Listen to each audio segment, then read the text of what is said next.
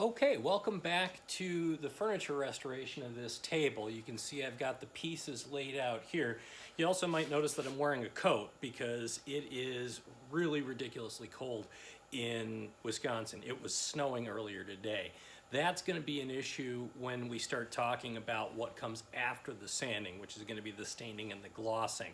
So we might end up, depending on if the weather gets better or not, we might end up moving this to a different location to do the staining and the top coat. But for now, the big thing that we're going to do is we're going to finish the sanding.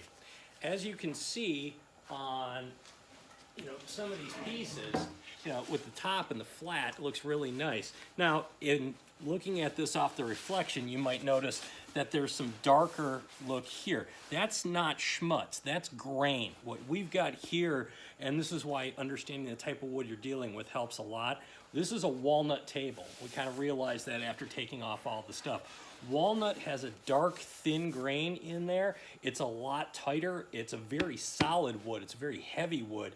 And knowing that means that you're not going to try to go absolutely crazy trying to sand all the black stuff out of there, because you're never going to do it because the grain itself is black.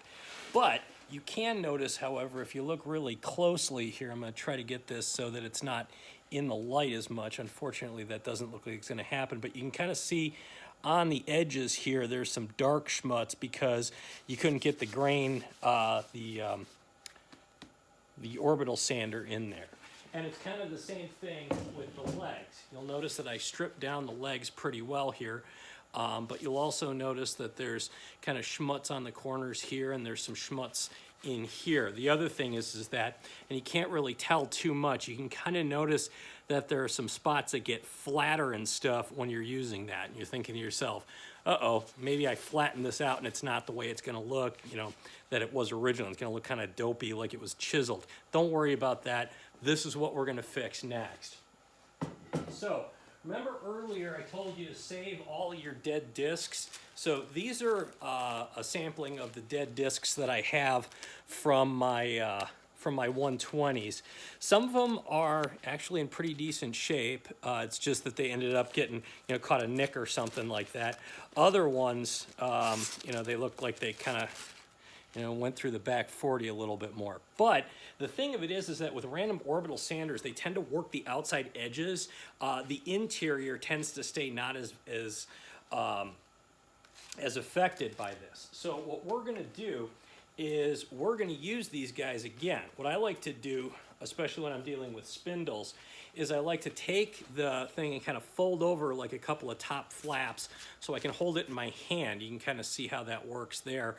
And I just take the spindle and I grip it, and you're kind of cranking along on this a little bit, kind of just cranking her back and forth. You can see the dust kind of flying off here, which is one reason why you can tell the difference between when you're doing this by hand and when you're doing this with a dust deputy attached to it. It gets really kind of dusty in here. I probably shouldn't be doing this as much as I am around all the other stuff that's in the garage, but hey, you live, you learn.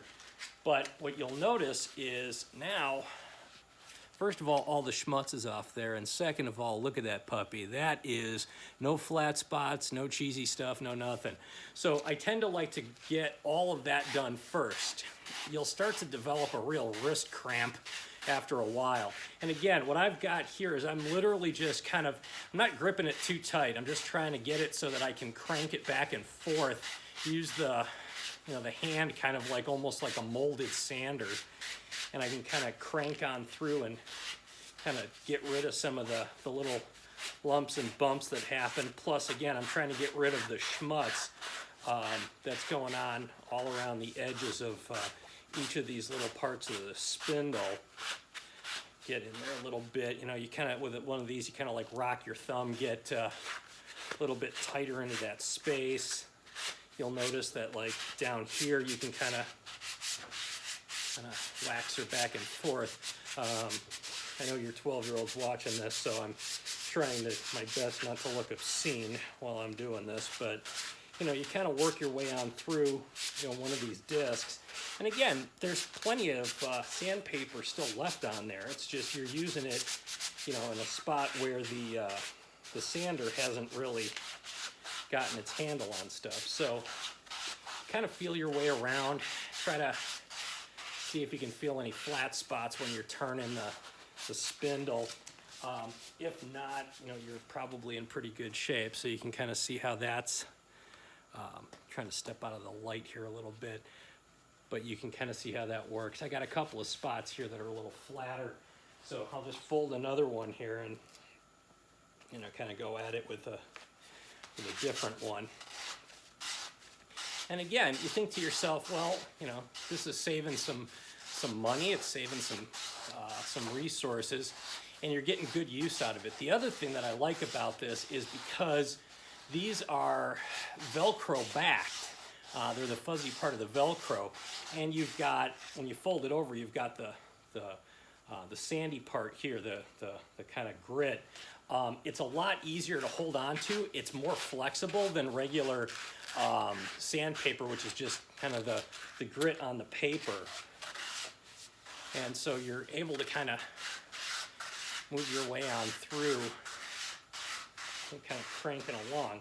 Now, when we get down kind of to the ends here and stuff like that, you can see there's still going to be some spots in here that are a little darker. What I try to do, if I can't get in there with, you know, just gripping it, try to roll it over a couple of times and just kind of force it in there, kind of, you know, hold it, and again, you're cranking it, you can start feeling your tennis elbow building up. So hopefully you're in better shape than I am, because after a while you start thinking to yourself, man, I'm breathing in some sawdust and should probably stop eating as much as I do. But you can kind of crank it on down there and get rid of some of that stuff.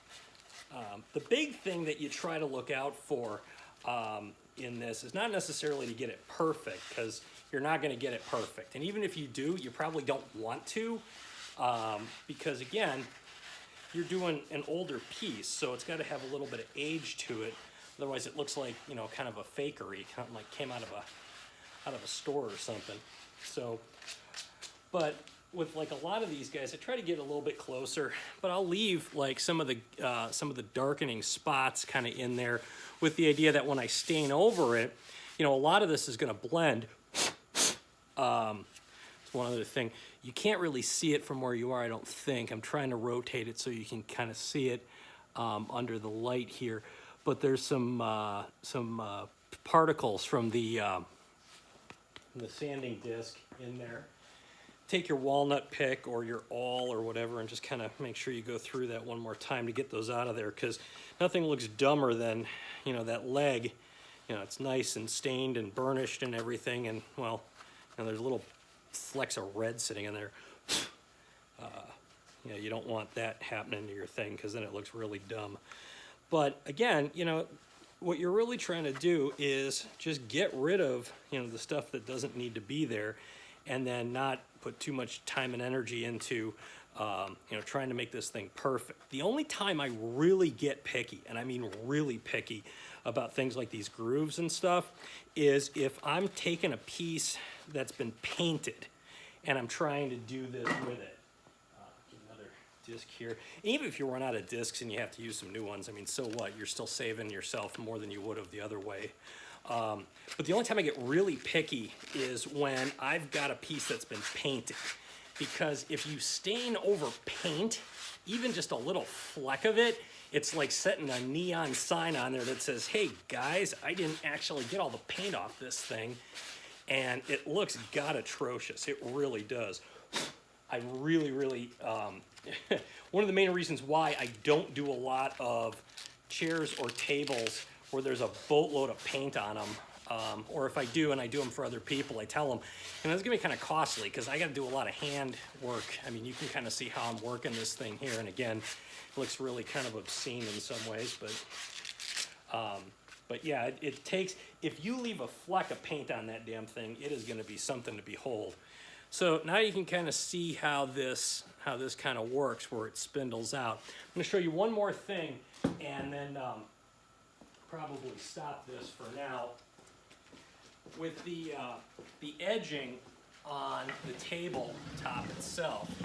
So we're gonna move some of this stuff out of the way.